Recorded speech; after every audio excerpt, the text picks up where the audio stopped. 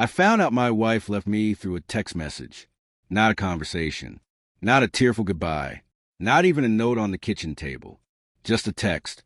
Adam, I'm sorry. I love someone else. I'm leaving today.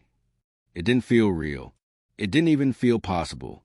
One moment, I was at work, sipping burnt office coffee and replying to emails. The next, my entire marriage of 7 years was reduced to one line on a cracked phone screen. For a full minute, my brain simply refused to understand the words. I reread them over and over, as if repetition would make them change into something less devastating. But they didn't change, and neither did the silence that followed. I remember rushing home, my hand shaking on the steering wheel, rehearsing questions I wasn't ready to ask. When I got there, the house looked the same, except her clothes were gone, her favorite mug missing, the framed wedding photo removed from the hallway wall. She had erased herself in under an hour, but the signs they had been there. I just kept telling myself they weren't.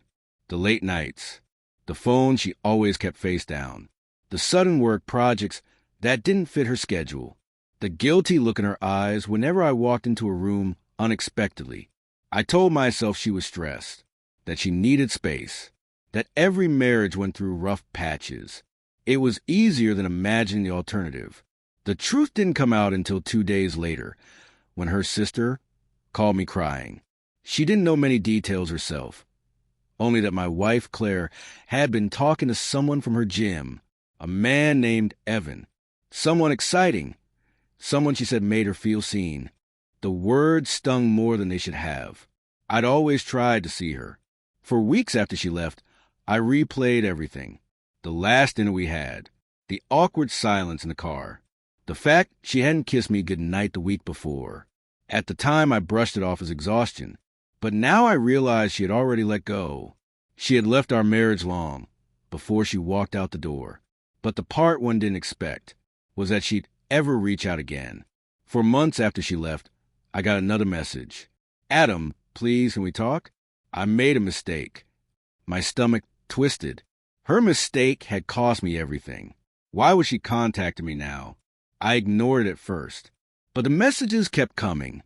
Longer, more desperate, filled with apologies and things I wasn't ready to hear. Finally, I agreed to meet her at a quiet cafe. When she walked in, I barely recognized her. She looked tired, older, the spark she used to carry gone. Thank you for coming, she whispered, sitting across from me. I didn't say anything. I wanted her to speak first. And she did.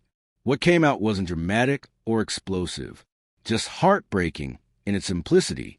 Evan wasn't who she thought he was. The attention he showered on her faded the moment she chose him. He became controlling, then distant, then cruel. He belittled her, ignored her, made her feel small. And when she tried to leave him, he didn't even bother to stop her. He simply told her he never promised anything and blocked her number. She had left her marriage for a fantasy and woke up in a nightmare. As she spoke, tears slipped down her cheeks. The same woman who once stood beside me with confidence and warmth now trembled like someone trying to hold herself together with shaking hands. I thought he loved me, she whispered. I thought he was everything you weren't. I was wrong. God, Adam, I ruined everything. Her pain was real, but so was mine. And the tricky thing about heartbreak is that once trust is shattered, even sincerity can't glue it back together. I didn't come here so you could ask for us back, I said quietly. She flinched but nodded. I know. I needed you to know I'm sorry. I believe she was. But apology doesn't undo betrayal. We talked for a long time about what went wrong, about the moments we didn't share honestly, about the blind spots that grew into distances. She wasn't a villain, just a person who made a choice she couldn't take back. When we finally stood to leave, she reached for my hand, but stopped halfway. Do you hate me? She asked. I shook my head. No, I don't think I ever will, but I can't go back. Her eyes closed as if the words physically hurt, but she nodded. We walked out separately, and as I stepped into the cool evening air, I felt something I hadn't felt in months. Relief, not because she suffered, not because she regretted choosing someone else, but because I finally understood that losing her wasn't the end of my life. It was the beginning of reclaiming it. Some endings don't come with triumph or revenge, just quiet acceptance and the strength to start again on your own terms.